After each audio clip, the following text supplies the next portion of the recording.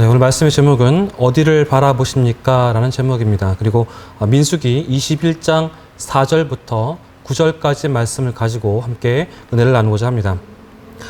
우리가 살아가면서 무엇을 바라보는가, 이것은 참 중요합니다. 좋은 것을 봐야지 나쁜 것을 보면 그만큼 손해가 가게 되어 있습니다. 어떤 청년이 중고 명품 상점에 취직을 했습니다. 중고 가게는 진짜와 가짜를 구별하는 것이 중요하기 때문에 이 청년은 처음부터 가짜를 가려내는 법을 배우기를 원했습니다. 그런데 주인이 가짜를 골라내는 법을 알려주는 것이 아니라 6개월 동안 진품만 계속 보여주었어요. 시간이 지나고 어느 날 이 주인이 가짜를 가지고 와서 청년에게 보여주었습니다. 그런데 놀랍게도 그것을 보자마자 이것이 가짜인 것을 알 수가 있었습니다. 진짜만 보니까, 가짜를 보니까 딱 티가 나는 거예요. 알 수 있는 것입니다. 보는 것은 참 중요합니다. 내 눈앞에 무엇이 있는가, 무엇을 보는가, 그것에 따라서 인생이 달라지기 때문입니다. 학생의 눈에는 책이 있어야 하고요. 그래야 책을 봐야 좋은 성적을 거둘 수가 있겠죠. 교사의 눈에는 제자가 있어야 할 것이고, 의사의 눈에는 환자가 보여야 할 것입니다. 목사의 눈에는 성도가 보여야 할 것이고요. 기업가의 눈에는 근로자가 보여야만 합니다. 또 정치가의 눈에는 국가의 미래가 보여야 할 것이고, 또 어머니의 눈에는 가정의 행복이 보여야 할 것입니다. 우리가 올바로 보기만 하면 우리는 성공하고 승리하고 행복한 인생을 살 수가 있을 것입니다. 오늘 본문은 이스라엘 백성이 광야 행진을 거의 끝내고 가나안에 접근하기 시작한 그 무렵의 일을 기록하고 있습니다.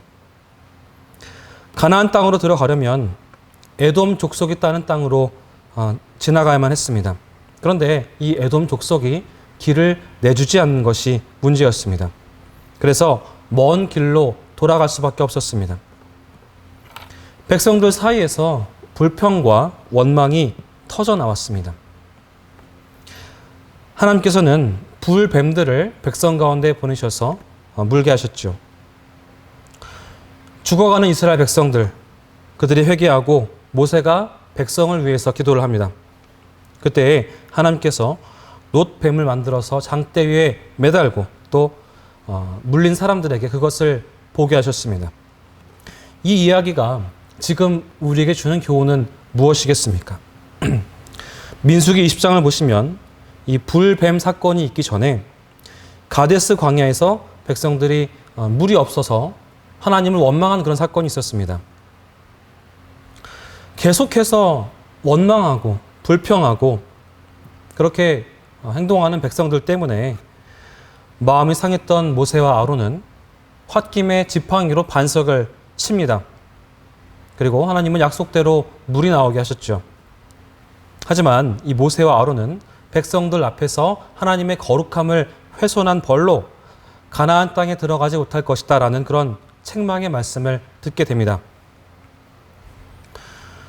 40년 정도의 그 긴 광야 생활을 하면서 그 여행을 한 동안에 이스라엘 백성들은 그들의 속마음을 다 드러내고 말았습니다. 일반 백성들은 말할 것도 없이 특별히 구별되어서 성막에서 봉사하던 제사장들과 레위인들도 불신앙과 불순종의 모습을 여러 번 드러냈습니다.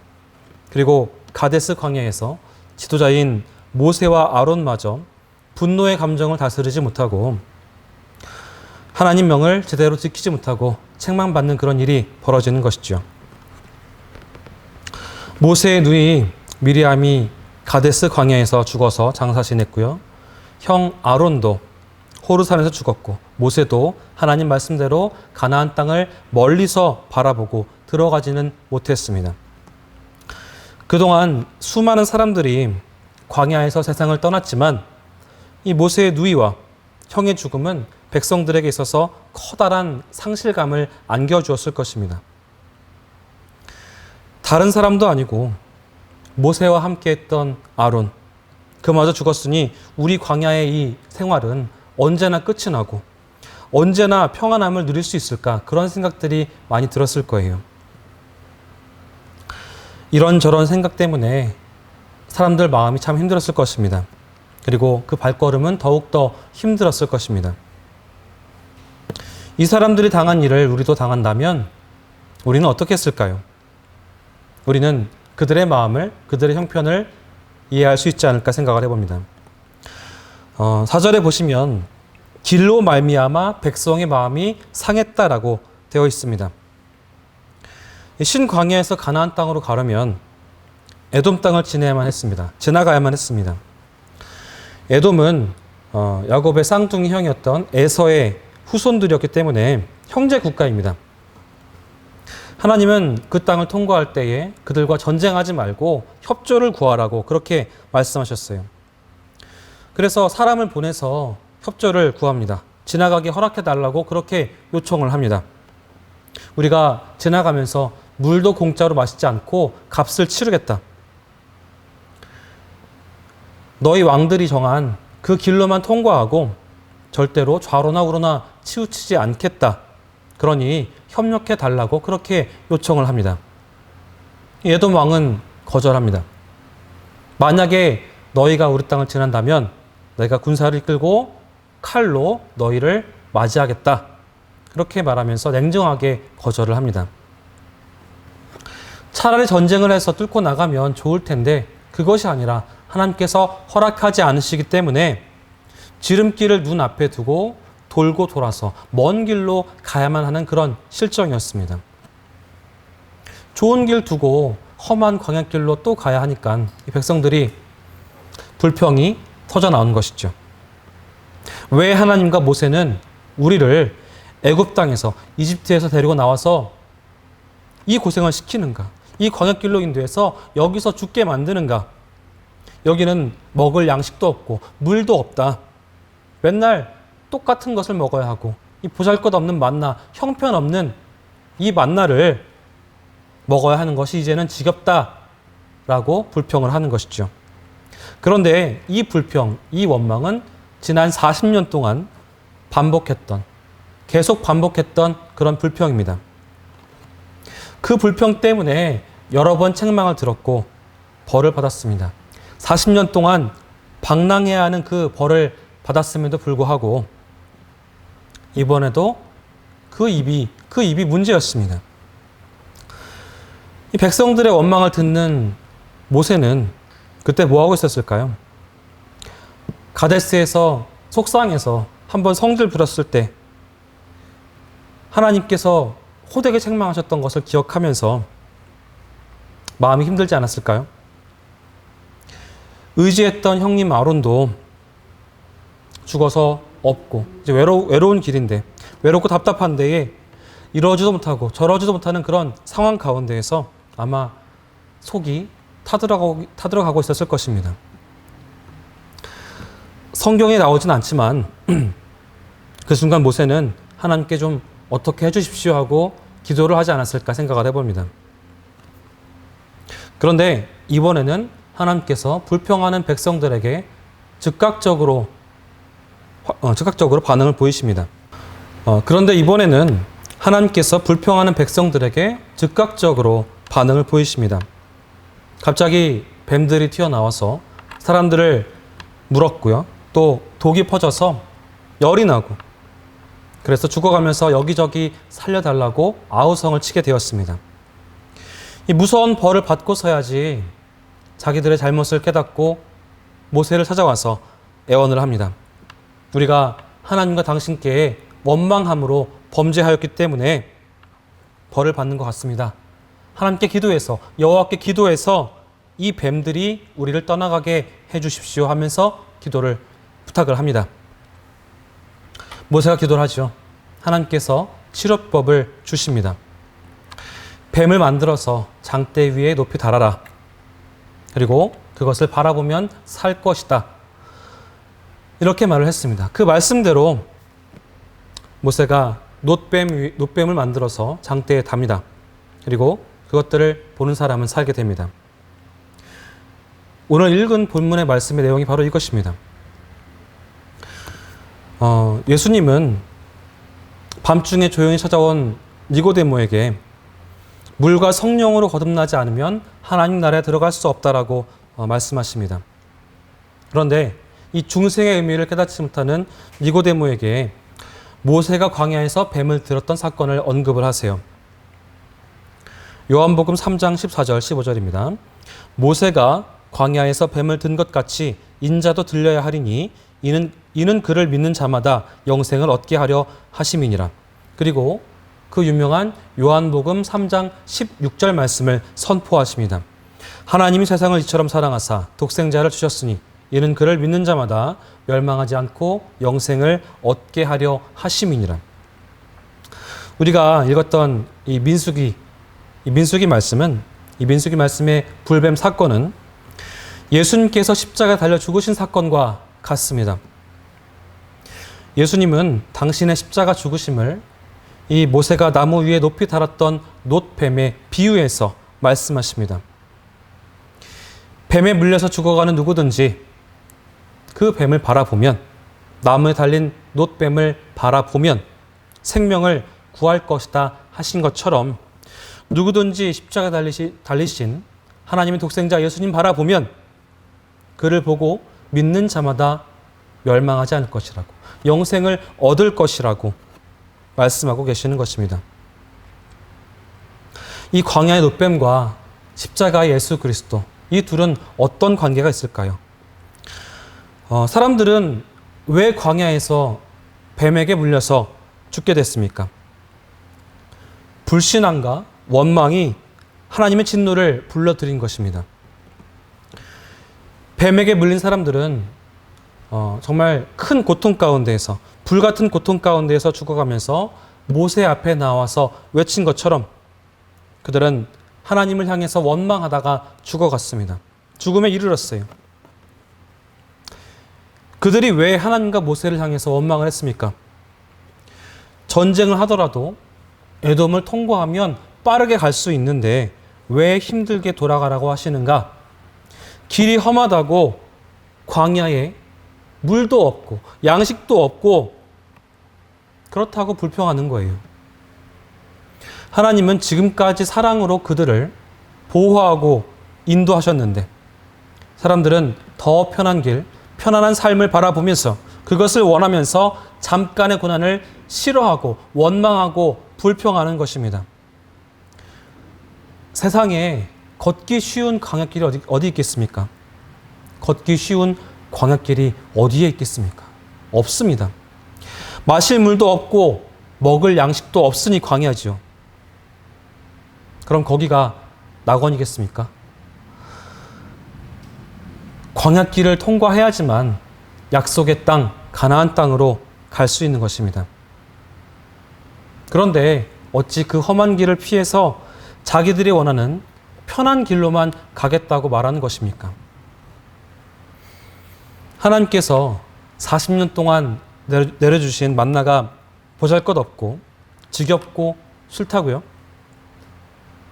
그러면 이 풀 한 폭이 없고 나무 한 그루 없는 그 광야에서 40년 동안 먹을 양식을 주시고 마실 물을 공급하시고 구름기둥, 불기둥으로 인도하신 그 은혜는 어디에서 온 것입니까? 출애굽을 경험하면서 가나안 땅으로 들어온 이 이스라엘 백성처럼 하나님께로부터 특별한 은혜를 받은 다른 민족이 또 어디에 있습니까? 그런데 이스라엘은 그 은혜를 잊고 살아가는 배은망덕한 그런 민족인 것입니다. 급하고 어려울 때에는 죽는 소리 하면서 하나님 앞에 엎드리지만 조금만 편해지면, 조금만 살만하면 똑같이 그러는 거예요. 하나님께 대들고 원망하고 불평하고 잊고 살아갑니다.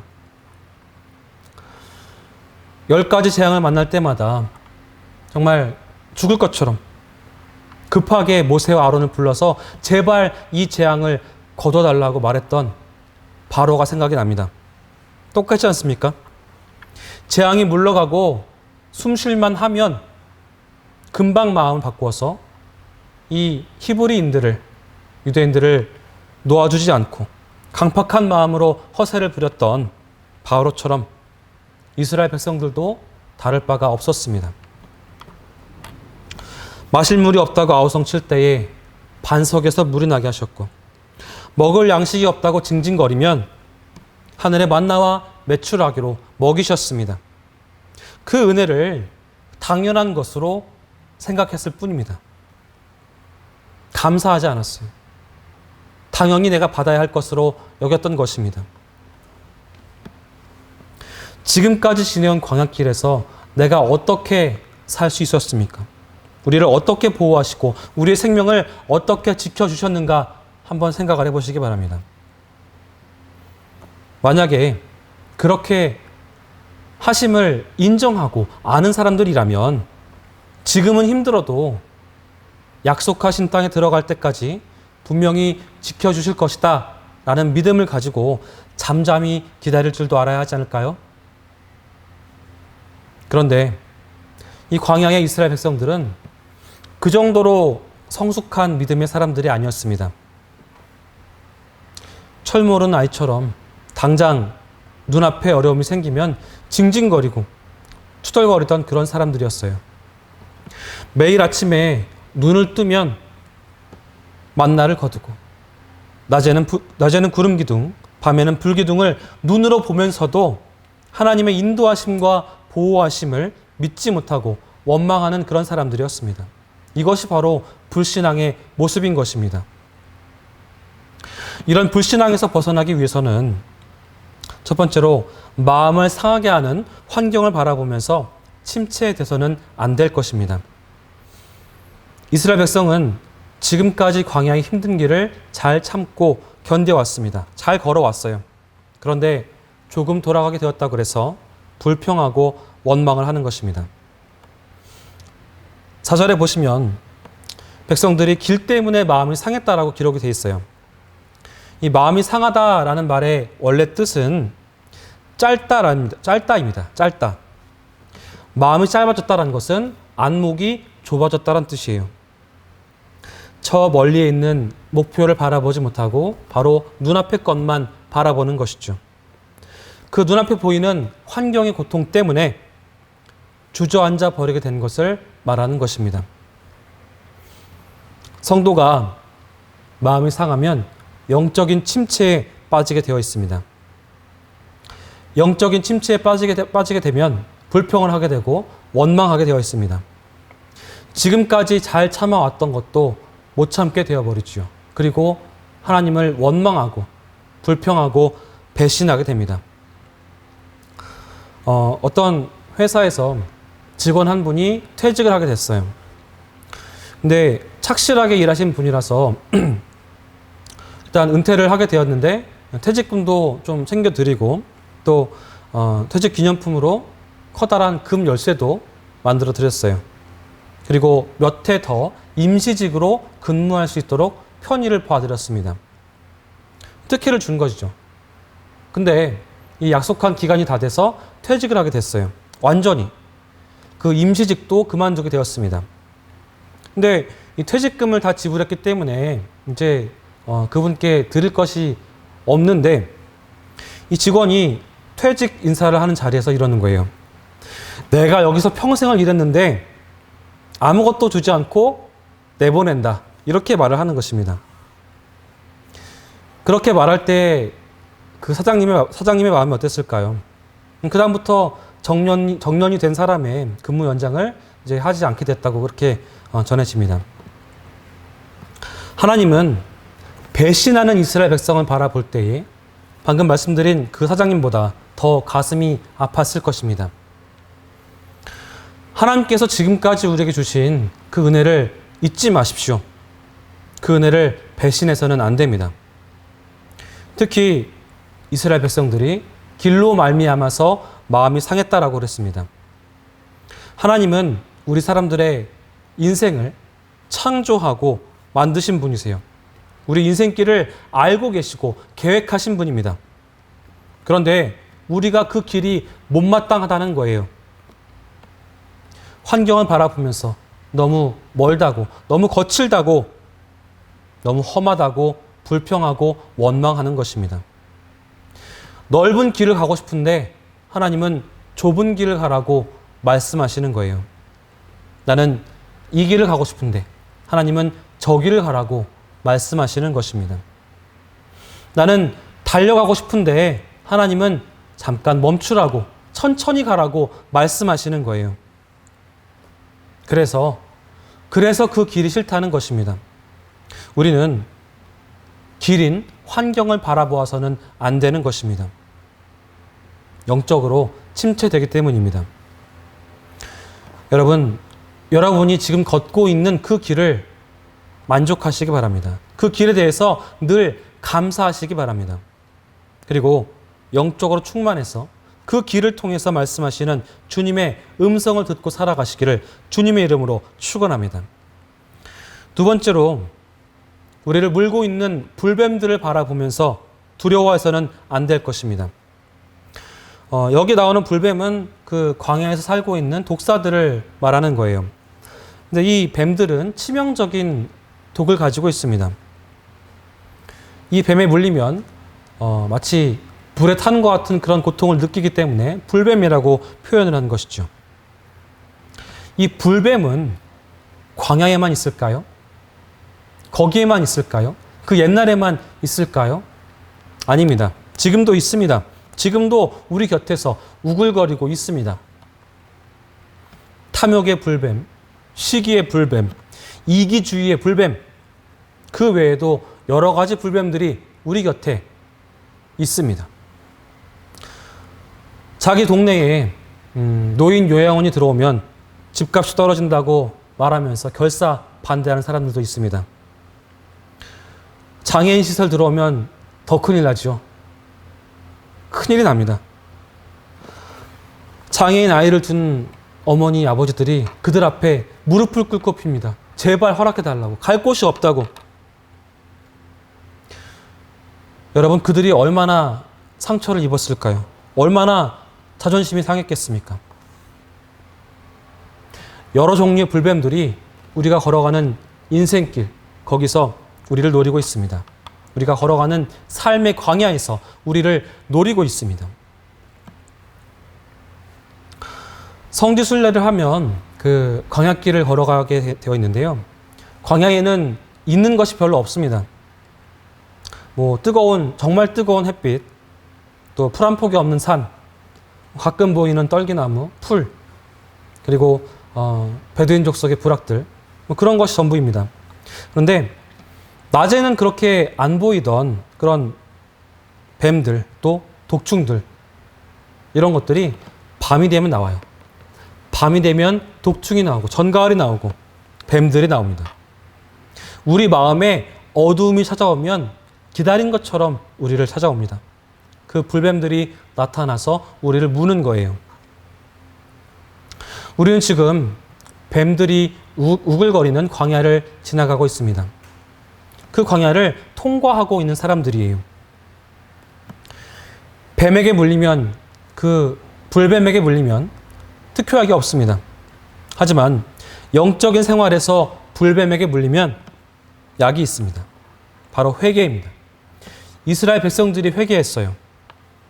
그래서 하나님께서 놋뱀을 만들어서 장대에 달게 하신 것이죠. 그 놋뱀을 바라보는 백성들은 다 살게 하셨습니다. 회개하는 마음, 경건한 마음은 불뱀의 접근을 막아줍니다.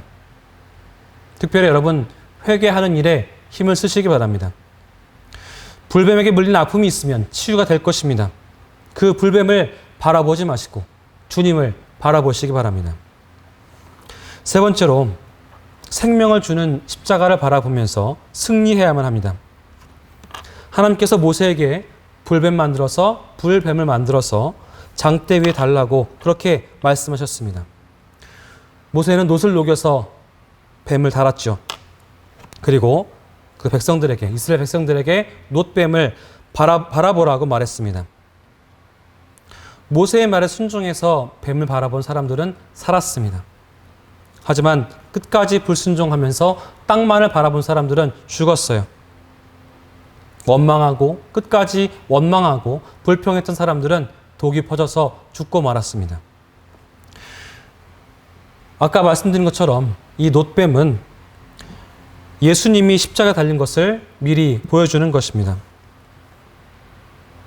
예수님께서 요한복음 말씀에 3장 14절, 15절 말씀에 말씀하신 것처럼 모세가 광야에서 뱀을 든 것 같이 인자도 들려야 하리니 이는 그를 믿는 자마다 영생을 얻게 하려 하심이니라. 그렇게 말씀하신 것처럼 그것을 바라본 사람들, 예수님 바라본 사람들은 살 수가 있습니다. 살 수가 있어요. 성경에서 뱀은 저주받은 존재입니다. 그런데 장대에 달리니 사람을 살리는 그런 것이 되었어요. 십자가가 원래 무엇입니까? 저주받은 도구예요. 사형틀입니다. 그런데 예수님이 십자가에 달림으로써 사람을 살리는 도구가 되었습니다. 저주받은 십자가가 사람을 살리는 그런 도구가 된 거예요. 그 십자가를 바라보시기 바랍니다. 그렇게 하면 우리 영혼이 살 수가 있습니다. 우리 영혼이 살면 우리 삶이 바뀌어집니다. 조금 돌아가게 되었다 그래서, 조금 멀리 가게 되었다 그래서, 조금 험한 길을 가게 되었다 그래서 가지 못하게 된 지름길을 바라보면서, 그 지름길의 환경을 바라보면서 원망하고 계십니까? 불평하고 계십니까? 십자가를 바라보시기 바랍니다. 오늘 우리가 부른 찬송가 150장, 갈보리 산 위에 십자가 섰으니, 이 찬송을 쓰신 분은 미국의 감리교 목사님이세요. 근데 어려운 환경 속에서, 어려운 가정 형편 속에서 믿음을 가지고 훌륭하게 성장을 하셨습니다. 이 목사님이 십자가에 대해서 묵상을 하시는데요. 처음에는 험한 십자가만 생각이 났어요. 계속해서 십자가에 대해서 묵상하는 가운데에 1913년 어느 날 집회를 인도하는데 십자가의 의미가 바르게 새겨지기 시작했습니다. 그분의 표현을 빌면 홍수처럼 십자가의 은혜가 쏟아지기 시작했어요. 그래서 그 즉시로 펜을 들어서 쓴 것이 바로 이 찬송입니다. 3절 가사를 보시면 험한 십자가에 흘린 피를 믿는 마음으로 바라보니 나를 용서하고 내 죄 사하시려 주가 흘리신 보혈일세. 최후 승리를 얻기까지 주의 십자가 사랑하리. 빛난 면류관 받기까지 험한 십자가 붙들겠네. 십자가를 믿는 마음으로 바라보시기 바랍니다. 때로는 나도 마음이 상하는 것을 느낍니다. 나도 눈이 짧아지고 시야가 좁아집니다. 그래서 멀리 보지 못하고 불평하고 원망을 합니다. 하나님께서 내게 허락하신 은혜를 잊어요. 그런 마음으로 광야를 지나면서 불뱀에 물려서 고통받는 일이 있습니다. 여러분, 그럴 때에 십자가를 바라보시기 바랍니다. 뱀을 보면서 두려워하던 눈을 돌려서 십자가를 바라보시기 바랍니다. 최후 승리를 얻기까지, 빛난 면류관 받기까지 십자가를 사랑하시고 십자가를 붙들고 나아가시는 믿음의 용사가 되시기를 주님의 이름으로 축원합니다. 기도합니다. 사랑과 은혜를 언제나 내려주시는 하나님 아버지 감사합니다.